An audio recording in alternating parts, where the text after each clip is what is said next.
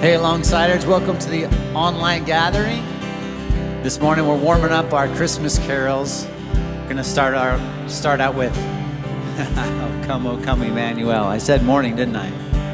Whatever time it is when you're watching this, participating with us together. O Come Emmanuel, expectation for the coming King.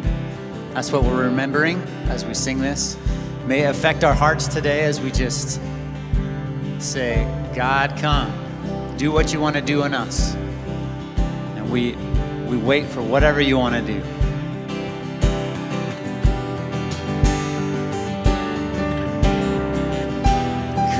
Come, Lord. Oh, come, Emmanuel.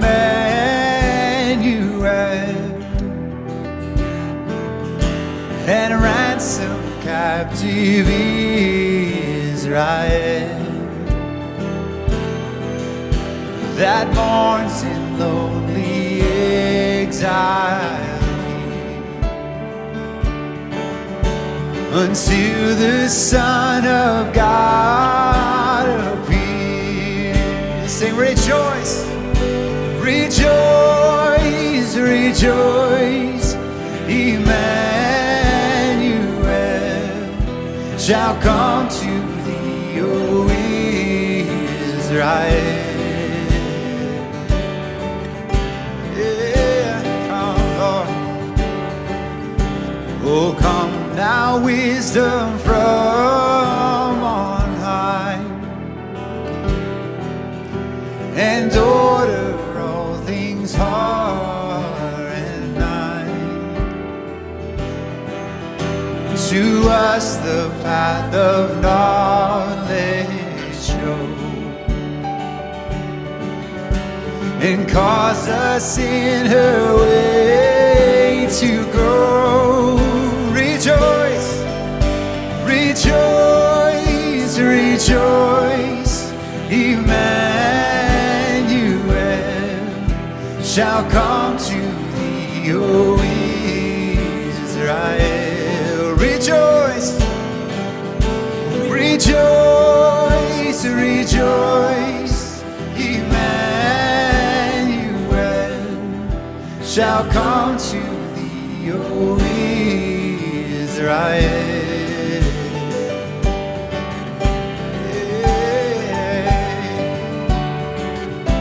Oh, come, desire of nations divine, all peoples in one heart and mind. Bid envy, strife, and quarrel cease. Fill the whole world with heaven's peace. Yes, Lord. Rejoice, rejoice,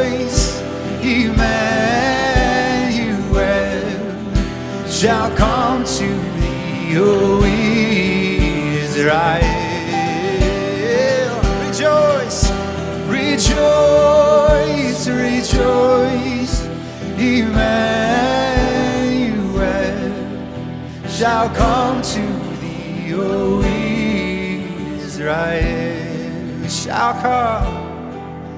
shall come to thee, O Israel. Shall come to thee, O Israel.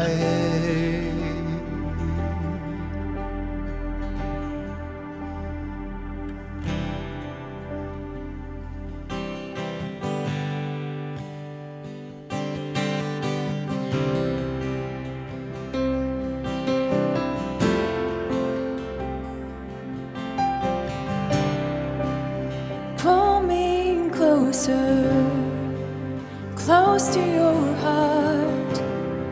May I be a pure reflection of all you are. Love that is patient, love that is kind, a love that keeps no offenses or wrongs in mind. Make me like Jesus, make me like Jesus.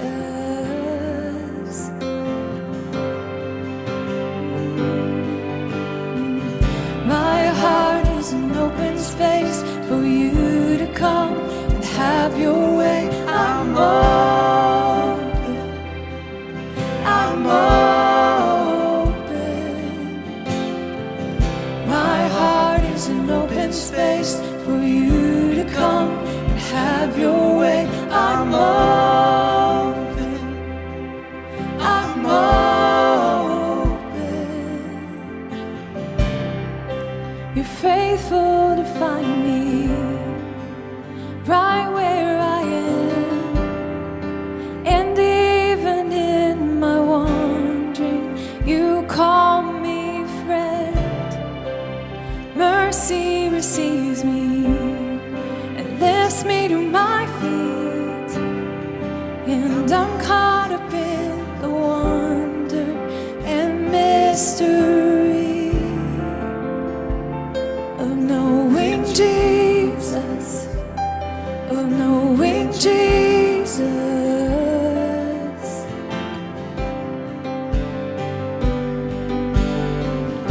My heart is an open space for you to come and have your way. I'm open, I'm open. My heart is an open space for you to come and have your way. I'm open, I'm open. Yeah. My heart is an open space for you to come and have your way. I'm open, I'm open. My heart is an open space for you to come and have your way. I'm open, I'm open.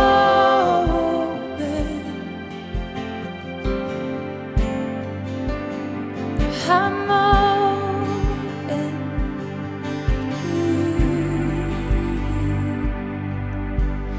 Do whatever you want to do. Say whatever you want to say. Move however you want to move. Change whatever you want to change. Do whatever you want to do. Say whatever you want to say. Move however you want to move. Change whatever you want to change. Change. Change whatever you want to change. Sing my heart.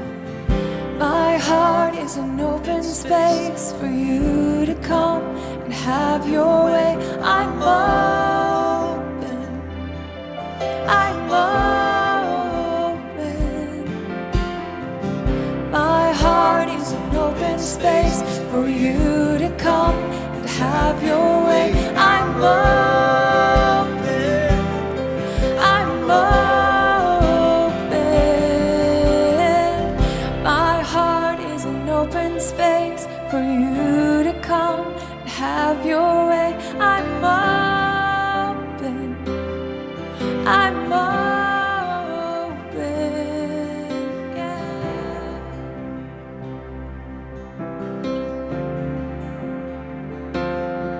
I'm open.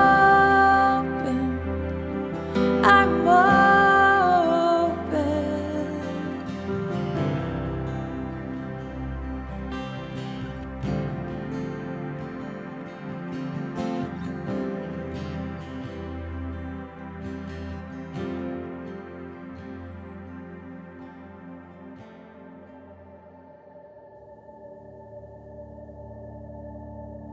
Hi Alongsiders, I'm Nicole.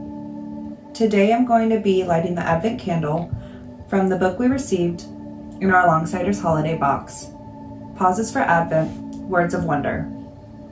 My hope for everyone in this upcoming week is that you invite God into your heart every single day, that you allow the light and the love that already dwells in you to spread like wildfire. Share the goodness, share it with everyone that you come in contact with. God loves you, and He loves me too. If you have your lighter, together we will light the candle of hope.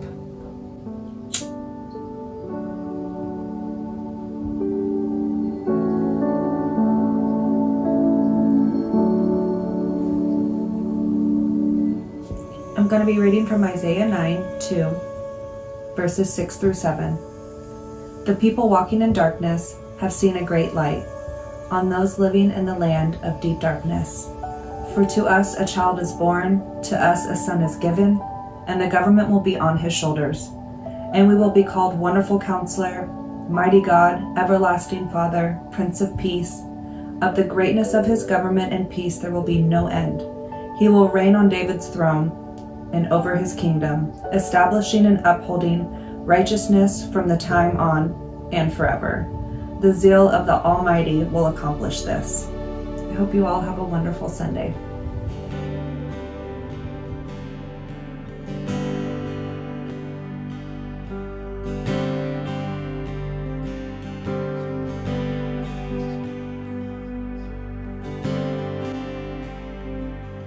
Faith can move the mountains, let the mountains move.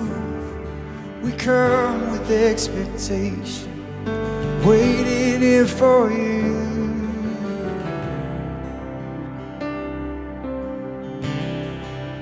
Waiting here for you. Lord. Waiting here for you. You're the Lord of all creation. You're the Lord of all creation. Still you know my heart, the author of salvation. You've loved us from the start.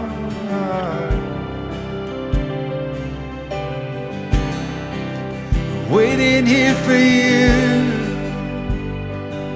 with our hands lifted high in praise. And it's you we adore, singing hallelujah.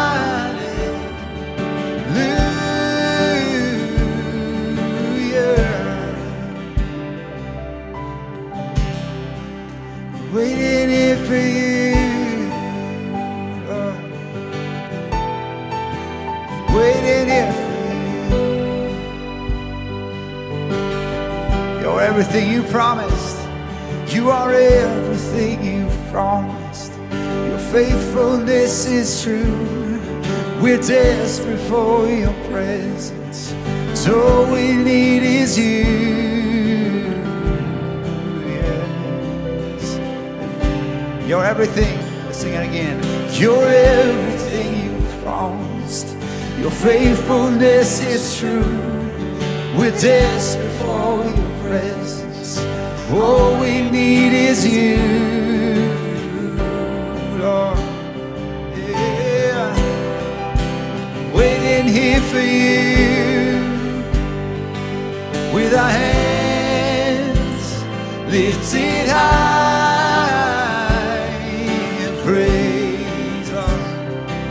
And it's you we adore, singing hallelujah.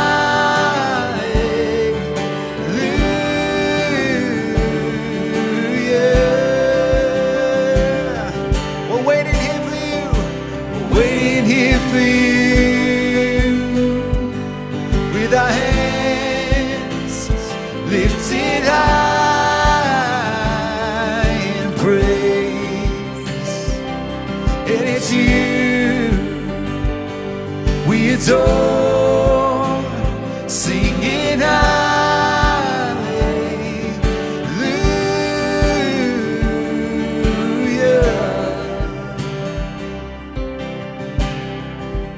Waiting here for you, waiting here for you, Lord, to do what you want to do in me, Lord. We're waiting. Do what you want to do in us, Lord, we're waiting. We open up our hearts and sing. We're singing hallelujah. We're singing hallelujah. We're singing hallelujah.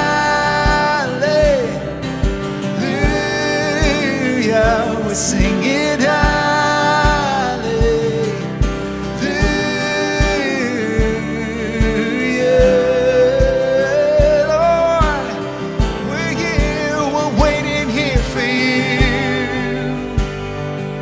With our hands lifted high in praise, and it's you we adore, singing hallelujah.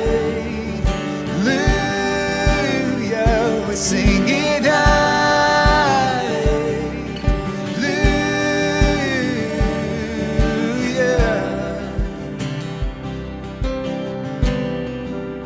waiting here for you, waiting here for you, Lord, in your presence, Lord, waiting here for you to do what you wanna do, waiting here for you.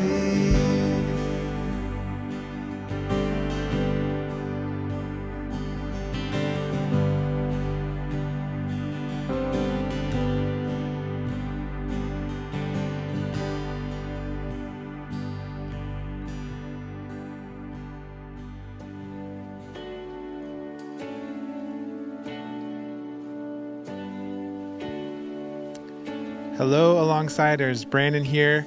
Hopefully by this time, most of you have received the Advent box that we sent out. Just to highlight a few of the pretty cool things that were included in the box. First is this new Laundry Love children's coloring book called Wednesdays with Dad. Greg and Fiona Bond, the artist, designed and created this book to tell the Laundry Love story and to be experienced by kids. Even kids that are 94 years old that want to color it and use it for themselves. That's in the box. We have this Pauses for Advent that can be used throughout this Advent season. A wonderful gift or something to consume while you're inside. This beautiful Love coffee that will help support Laundry Love. And as well, these Advent candles that we'll be going through and lighting a candle every Sunday, and it's just taking us through the Advent season. So if you haven't received that box or think that maybe we don't have your information, please text the word info to 855-909-1199 and we'll get your info, get a box sent out to you. There's still time. We still got some supplies left, so we'd love to share that gift with you. Josh and Camilla here with a little update on Laundry Love. Here's what I'm going to talk about. Laundry Love, since COVID, has seen an uptick. For those of you who don't know, we've been doing Laundry Love in a laundromat at 79th and Gleason for over 12 years. Yeah, and in the history of what we've done, it's a practice of returning. We go back.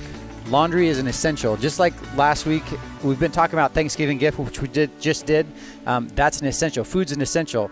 Laundry is an essential, and that's something that we get to participate in our community, caring for people in that way. You guys giving helps us care for people that way. We've done in this COVID season, we've been doing $600 a week.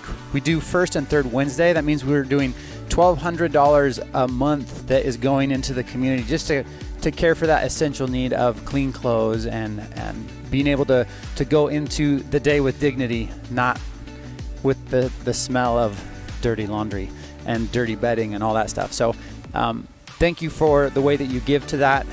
And we have a mountain of care that needs to be taken care of by all of us. And that's what we do together as a community. Yeah, I'm going to just reiterate, $600 a week. We go twice a week, so that's $1,200 a month that we're spending on laundry. When we show up, there's a line that wraps around the building of people waiting in the rain, in the cold, whatever, just to get their laundry done. It is essential. So thank you so much for your generosity. Thank you for the way that you continue to stretch yourself to be generous, to continue to give, just as I mentioned last week.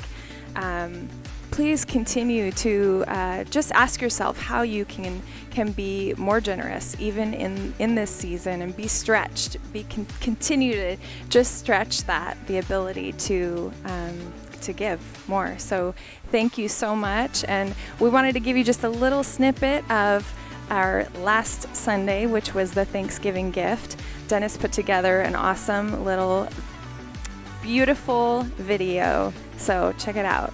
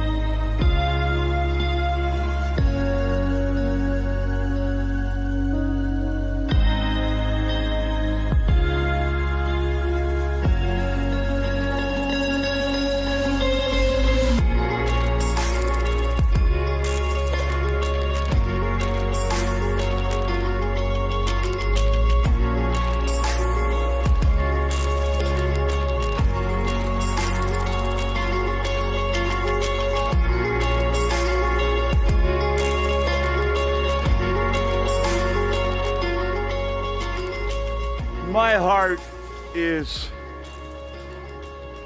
compassion for humanity.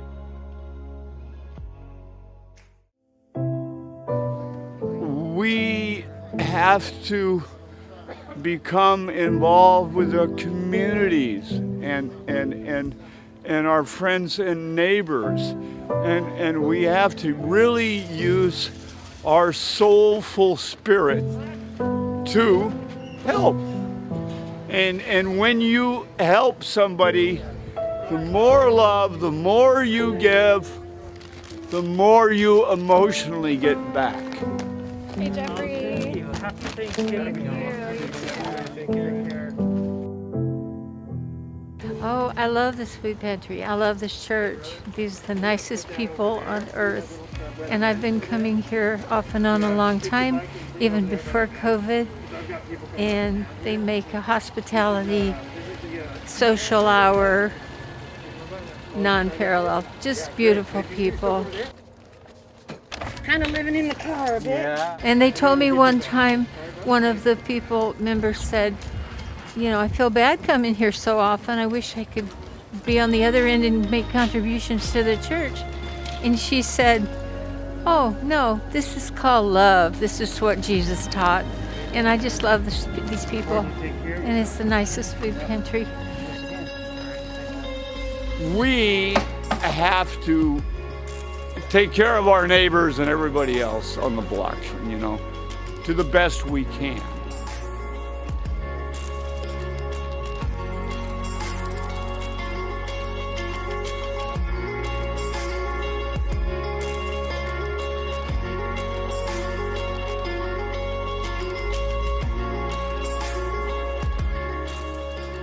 A happy holiday, but holiday means holy day. Holy day. And it's a holy solstice, Jesus time of year.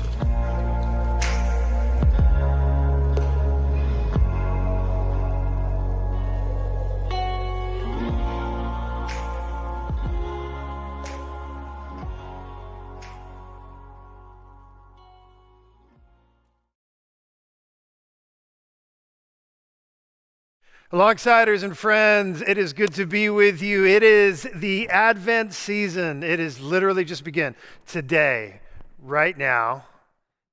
You're watching whenever you're watching, but today is November 29th, and it is the first Sunday of Advent. I just need to let everybody know that. It's exciting. I love this season. I've always loved this season. I love what this season means.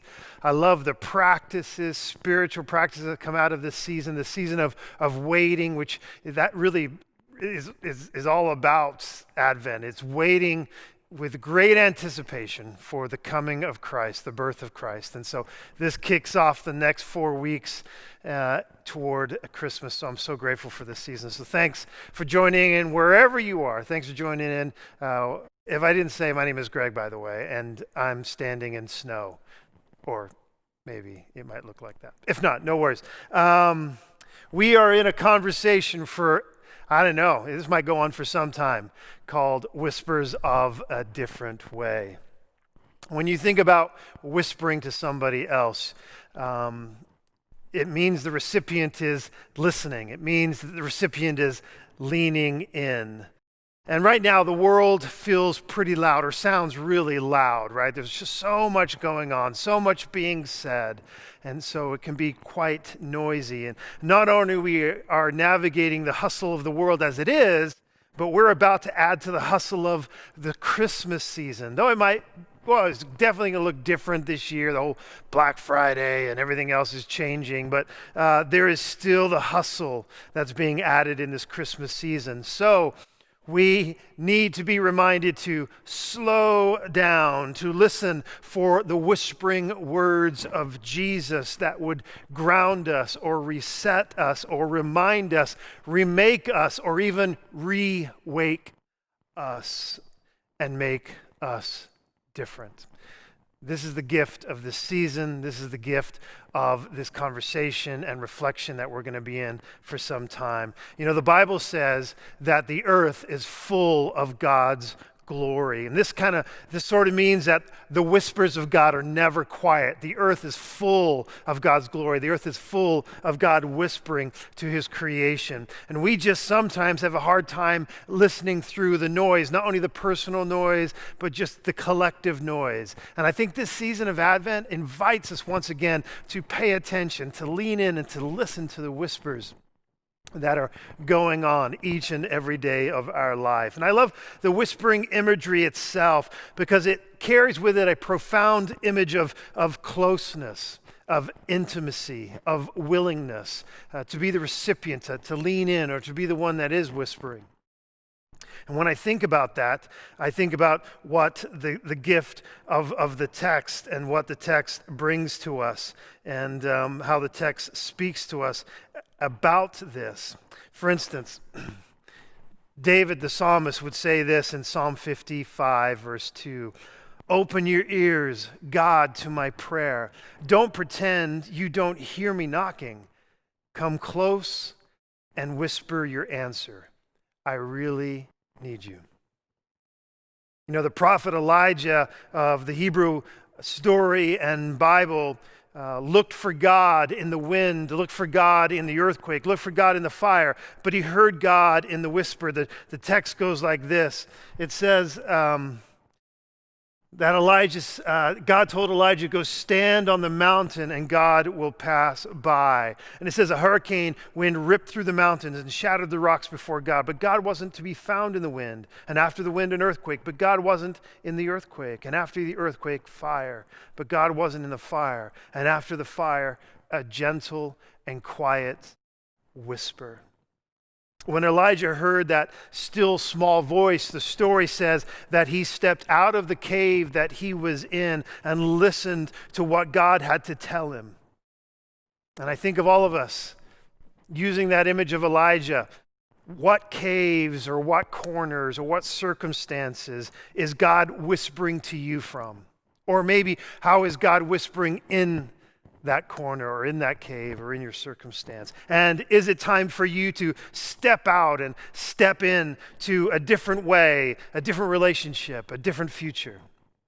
Once again, David, the psalmist, the writer of the Psalms, or part of the Psalms, would say to us again in Psalm 81, verse 5, I hear this most gentle whisper from one I never guessed would speak to me. Now, if you know the history of David, David first heard God whisper to him when he was a young shepherd boy. And afterwards, as he grew up, David is one that heard God's voice everywhere. He described God's voice as the most gentle whisper. And I love that because God speaks, whispers to us, his creation, and we in turn hopefully respond. God speaks to us through the scriptures. God speaks to us through dreams. God speaks to us through desires. God speaks to us through open doors or people or promptings. And God even speaks to us in and through our pain. Now, the Sermon on the Mount, the whispers of a different way. The Sermon on the Mount awakens us to the reality of God's presence, God's kingdom now here, right where I stand and wherever you are at. And this is wonderful news. God is not distant, but God is present. And there is, yes, more to come in life after death, but right now here on earth, God is near. And this really speaks to this whole Advent season of God, Emmanuel, God with us, God coming close. At the end of the Sermon on the Mount, if I were to move us forward, at the end of the Sermon on the Mount in Matthew chapter 7, we would read the words of Jesus, and these words would say, all who hear and put these words into practice, live them. And as they do, you will be able to stand up to everything that comes against you. And in faith, we stand because God is here. The reign and the rule and the presence of God is here on earth now as it is in heaven. Now, for those that had watched last week, if you do recall, to start the Sermon on the Mount, you've got to make sure you read before that. And in Matthew chapter 4, we read of Jesus caring for the well-being of so many. Crowds had gathered that had heard about who he was, and that he was healing and restoring broken bodies and beat up bodies and diseased bodies and afflicted bodies and minds and lives. And all these crowds gathered to him, and he would begin to care for them. And this, as he was doing that, is a taste of that kingdom of heaven on earth, caring for so many people. And then in the beginning of Matthew 5, it says that after all of this, Jesus goes up to a mountain and he sits and he begins to teach the disciples as well as the crowds who had literally tasted the kingdom come by their bodies that had been cared for and restored. Them too were sitting there listening to the words that were coming out of Jesus' mouth on this mountain. And so how does this Sermon on the Mount start? Well, it starts with what is known as the Beatitudes of Jesus. The Beatitudes are literary and religious treasures, along with the 10 Commandments, the 23rd Psalm, the Lord's Prayer. The Beatitudes are acknowledged to be the highest expression of insight as well as inspiration. These Beatitudes, or as my friend Mark Scandrett calls them, the 9 beats, are exactly that. 9 sayings or statements with profound meaning. And they are a radical revisioning for the people of God and for all who would listen. Now, with only a little effort, when you read through the Beatitudes, which I hope that you do, only with a little effort, all the Beatitudes can be memorized. Actually, in the Orthodox Church, it is customary to sing the Beatitudes each and every Sunday during the first procession, when the gospel book is carried out of the sanctuary into the main part of the church and back into the sanctuary again to be placed on the altar. Week after week, the words, the Beatitudes, are sung until they reach so deep a place that when you arrive later in life, when you have gotten older, these words, these Beatitudes are still brightly shining inside of your life. I personally love that. I think to know that anything that is sung can easily be memorized. I myself can recall music and lyric of years and years ago and still recite it because of the amount of time I would listen to it. The neurologist Oliver Sacks tells the story of a man who has lost every vestige of memory, but he could, when attending Mass, sing the entire liturgy. Just the gift of memorization and the brain. May this be an encouragement for all of us. Maybe in this season of Advent, maybe you take it on for yourself or with your children to memorize or begin to sing the Beatitudes so that they become treasures. They become words with profound meaning that shine brightly in you as well. Now, each Beatitude starts with the word blessed. And it's so important we get this word right. And though time will not allow me to dive too deeply, as it is a study unto itself, to understand the meaning of this word, one would need to turn back to the Hebrew Bible or the Old Testament and its influential translation into Greek and from Greek into English. Now, once again, I just don't have time to do that. So to make it simple and accessible, the Greek word makarios, when translated into English, has a few meanings. Makarios means blessed, fortunate, or flourishing. Blessed, fortunate, or flourishing. And through the Beatitudes, Jesus is offering and inviting his hearers into the way of being in the world that will result in their true and full flourishing now as well as in the age to come. To be blessed and flourishing is to share in the life of God now as well as the not yet, the life to come. So we're going to kick it off with the first Beatitude. Jesus says these words. He says this: "Blessed are the poor in spirit, for theirs is the kingdom of heaven." Now, once again, we got to remember the setting and the audience when Jesus speaks. He is on a mountain, he is sat down, and he is speaking directly to his disciples. But remember, around the disciples are these crowds. How many we do not know, but there's a multitude of people that have come, that have been touched, been cared for, been restored in body, and they are sitting there listening to these words. Blessed are the poor in spirit, for theirs is the kingdom of heaven. The setting and the audience matters when we read the scripture. It's so important to remember that. And now as a group, the Beatitudes, it's really important to say, if you were to look at all the Beatitudes as a group, the Beatitudes do not mean this. Blessed are the people who do X because they will receive Y. That is not what the Beatitudes mean. Blessed are the people who do X because they receive Y. Now, if I do X, I get God's approval. Why? You got to understand, listen, the Beatitudes are not transactional, right? Dallas Willard said it best, the late Dallas Willard said it best. The Beatitudes simply cannot be good news if they are understood as a set of how-tos for achieving blessedness. The Beatitudes don't work that way, and hopefully in your life, they have not worked that way and they will not work that way.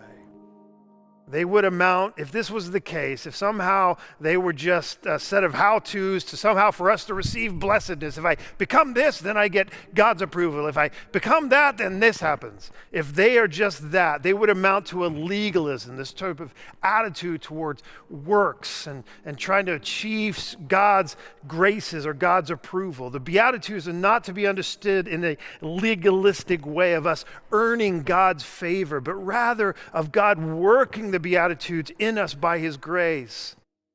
Also, and this is really important, the Beatitudes are not entrance requirements.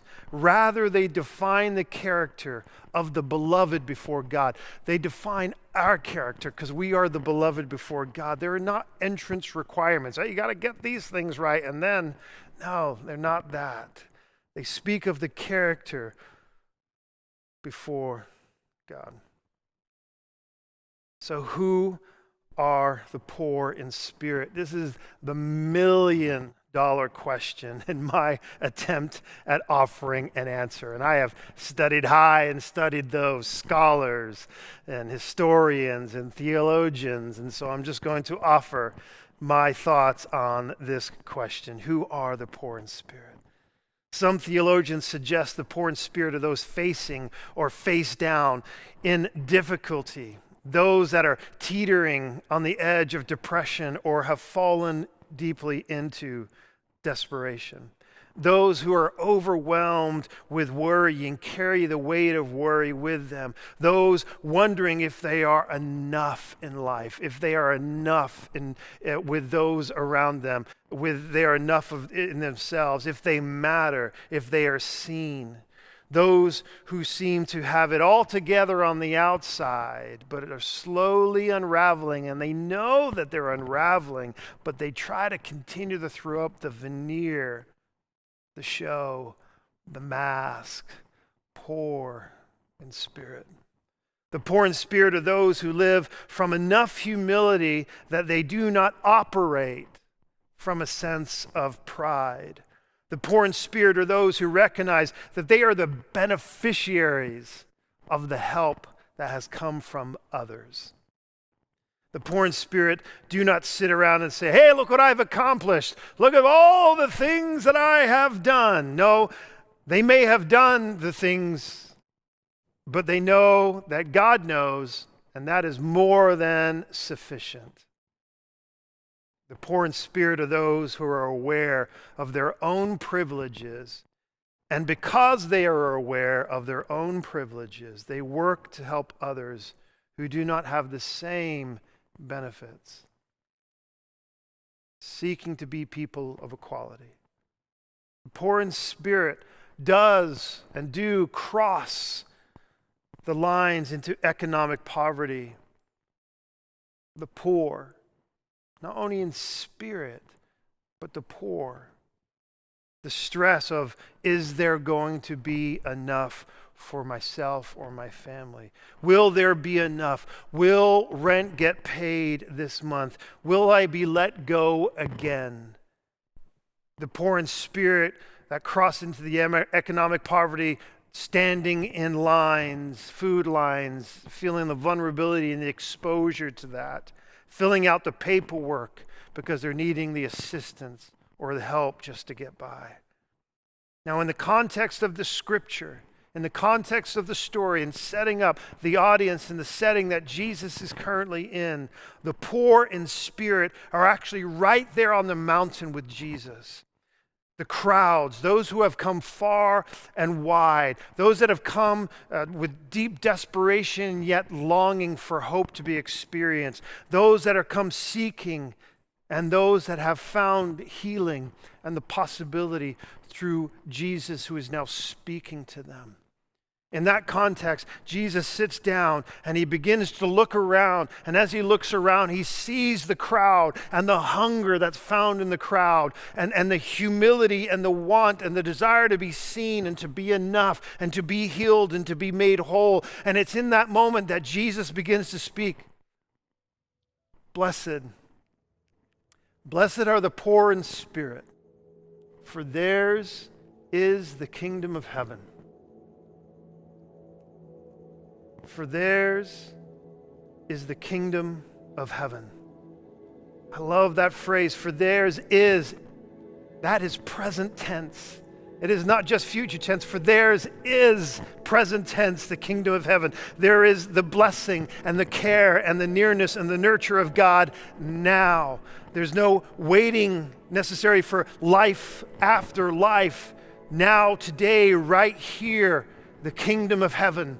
And those that were sitting on that mountain, those crowds that were listening to Jesus, their bodies have already experienced the kingdom come. Their bodies have experienced the kingdom of heaven as they realize that they've been restored from paralysis, that they've been restored from seizures, that they've been restored from the demonic oppression and conflict happening in them, that they've been restored physically, emotionally, relationally. There they are, living and breathing witnesses of the kingdom of heaven that have touched their lives.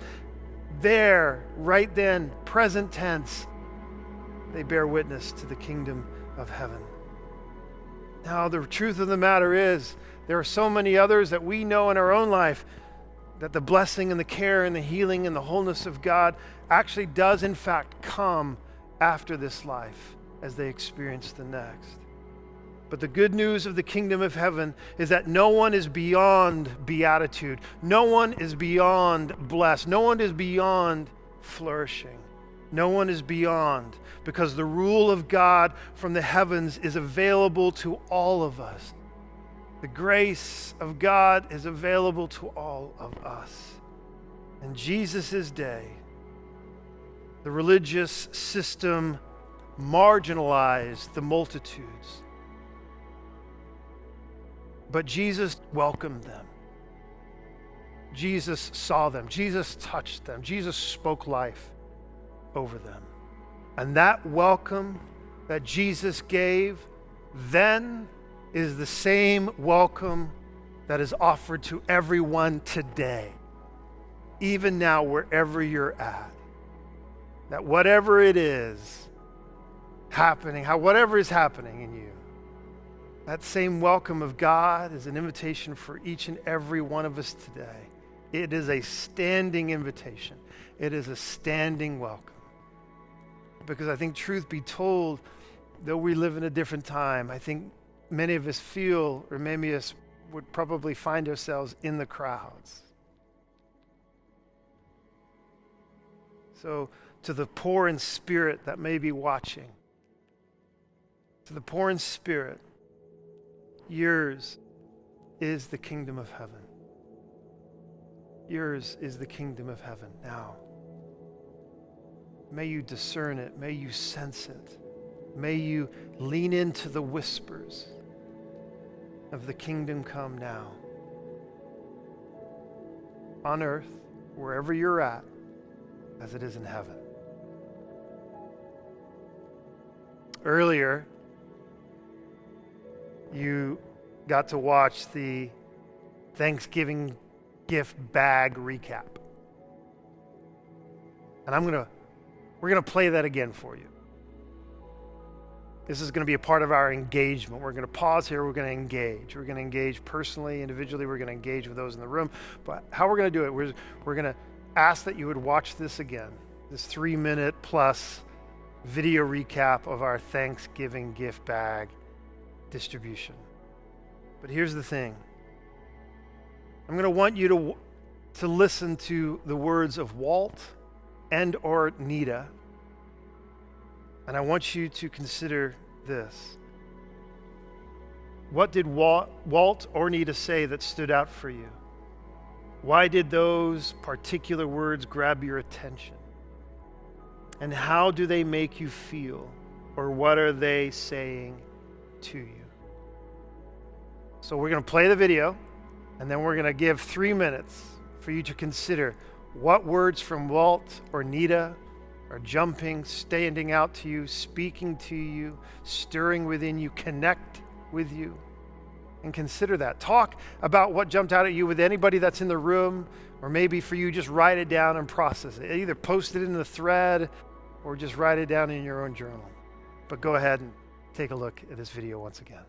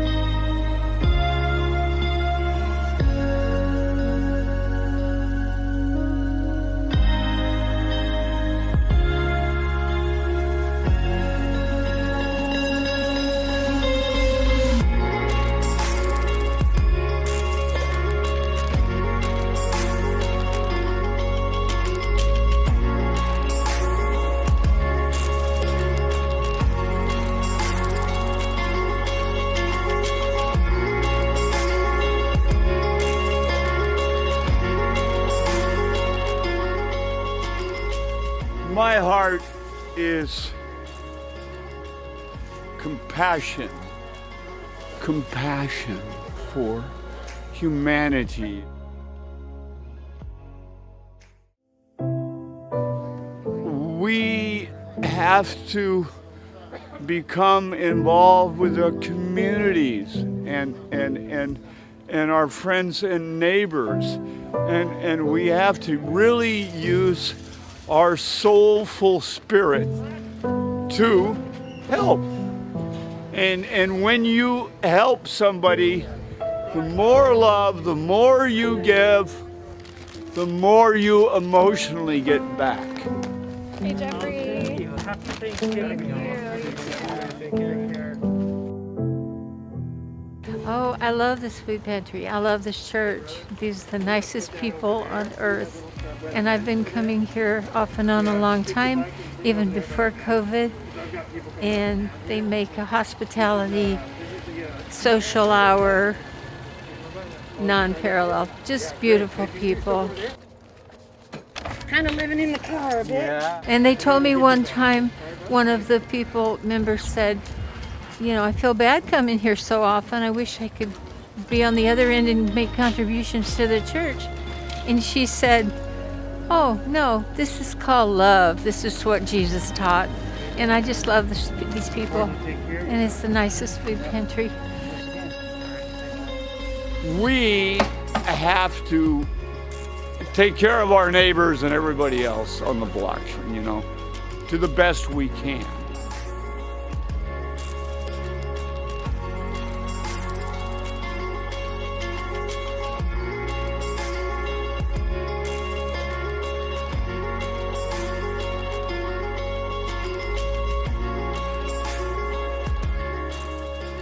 A happy holiday, but holiday means holy day. Holy day. And it's a holy solstice, Jesus time of year.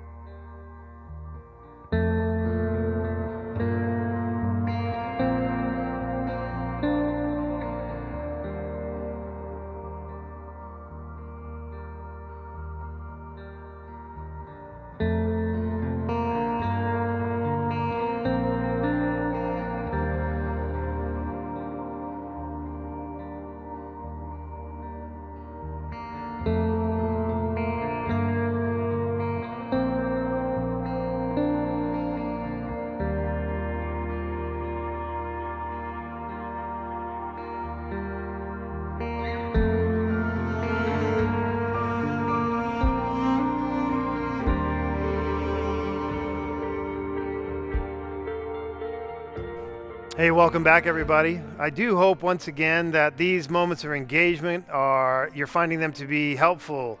Hopefully they become an important part of our experience and expression together as a people. I've always found them to be helpful for me to pause and to enter into a moment where I can engage with what's happening in me and maybe what God is saying in those moments of engagement. So I hope that's the case for you. You know, there are several years ago that Michelle and I had just purchased a used Subaru, and it was parked right outside of our house.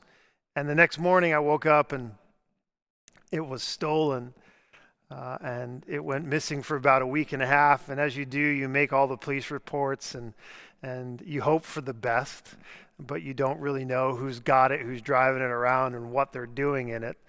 Well, a week and a half later, we got a phone call and from a sheriff or a police officer or somebody, letting us know that they have the car, that who stole it had wrecked it, had ran into a telephone pole, and it was at a certain tow company's lot. And so Michelle and I went over there to check it out, and it was, one side was definitely beat up pretty bad. It had by the end of it, when it was all done and fixed, about $16,000 worth of damage, and inside was just terrible, messy, and whoever was in there was just living a very, very hard life, and that was very obvious by just what was left and just the smell of it all. And but one of the things that I remember, and I actually took a picture not only of the damage of the car, but as I was looking at the front of the car, I saw that on the top of our windshield, that whoever had grabbed our car stuck a sticker on the top of the windshield of our car. There was never a sticker on outside windshield on the top before it was gone. And this is what, I don't know if you're going to be able to see this, but on the top of the car, there is this huge old sticker. And this sticker, it says, "Blessed." Blessed. And I saw that, and I'm all like, what in the world? Why would they stick this sticker, "Blessed," on the car? And, your mind wanders of why they chose to stick that. How did they have this blessed sticker that they decided, let's go ahead and throw it on the car? Was it because that inside our car we had Lectio Divina journals and that maybe they knew that we were people of faith or whatever, but they just put the word "blessed" on this sticker. And I look back at that and it makes me laugh even to this day. But I think about that word. I think about the fact that, to be honest with you, regardless of the condition of the car, regardless of the expense of the car, to be honest with you, Michelle and I do consider ourselves blessed. And I'm not trying to use the cliche, hashtag blessed. I'm just saying I think we've experienced flourishing in our life. We've experienced the nurture and the care. We've experienced God in his healing capacity. We've experienced God's provision. We have experienced God's nearness. And in the most desperate places, in the most hard corners and valleys and caves of either our individual pain or the pain that we maybe have created together, we have known the companionship of God. We have and are blessed. We have experienced what it means, what it feels like, what it is to be the poor in spirit. And we have experienced the kingdom of heaven, the closeness, the proximity, the intimacy, the care of God. And so, whoever they were, they put a sticker on our car, a broken up car, that really marks the truth of our life. Because in many respects, though the car was damaged and needed a lot of repair, and the truth of the matter is, I stand before you as a man that has gone through a lot of repair. I have known the damage that's been done to me and the damage that I have done. And I have gone through different seasons of needed repair. And so you can stick a blessed sticker on me all day long, because I know the Beatitude, I know and have experienced blessing and care. You know, each and every week we come to the Eucharist, but because it's Advent, if you were here in the room with me, and for many, you know this already, but we take the bread and the cup out of the room because we are anticipating, we are preparing ourselves, we are waiting for the birth of Christ, the coming of Christ. And so we don't participate in the Eucharist at this time. But we are going to just leave this moment and we're going to enter into song together. We're going to think about, maybe reflect on the brokenness of your own history, the brokenness of your own life, and how God has gently, either whispered or gently, in the wonder of who He is, come and repaired parts of your human experience and story. And so allow this song to remind you that collectively, all of us as the creation are in need of God each and every day. And may that song be a point of reference for that. But this week, may you truly, truly be blessed. In the name of the Father, the Son, and the Holy Spirit. I love you. Peace be with you. We'll see you soon.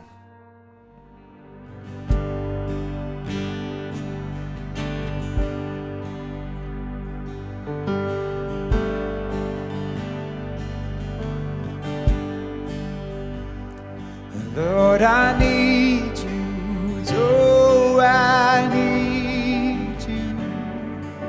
It's every hour I need you. My one defense, my righteousness, oh God, how I need you.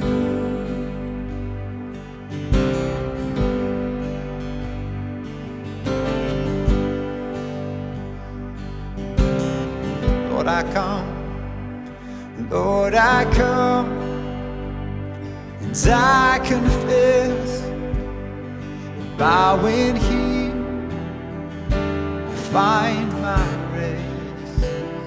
But without you, I fall apart.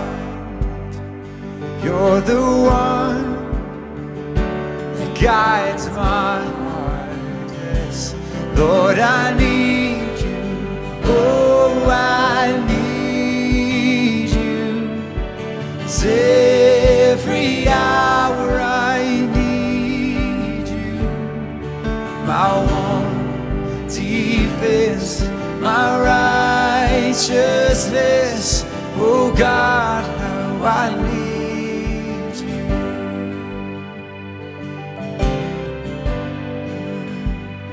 Where sin runs deep, your grace is more. Where grace is found is where you are. And where you are, Lord, I am free. Holiness is Christ in me. Where you are, and where you are, Lord, I am free. Holiness is Christ in me. Yeah. Lord, I need you. Oh, I need you. Every hour I need you. My one defense, my righteousness. Oh God, how I need you. So teach my song. So teach my song to rise to you. When temptation comes my way, and when I cannot stand, I'll fall on you. Jesus, you're my hope and stay. When I cannot stand, and when I cannot stand, I'll fall on you. Jesus, you're my hope and stay. Jesus, you're my hope. Yeah, Jesus, you're my hope and stay. Jesus, Yeah, Jesus, you're my hope and stay. Lord, I need you. Lord, I need you. Oh, I need you. Every hour I need you. My one defense, my righteousness. Oh God, how I need you. Lord, I need you. Lord, I need you. Oh, I need you. Every hour I need you. My one defense, my righteousness. Oh God, how I need oh God, how I need you, Lord, every day. Oh God, how I need you.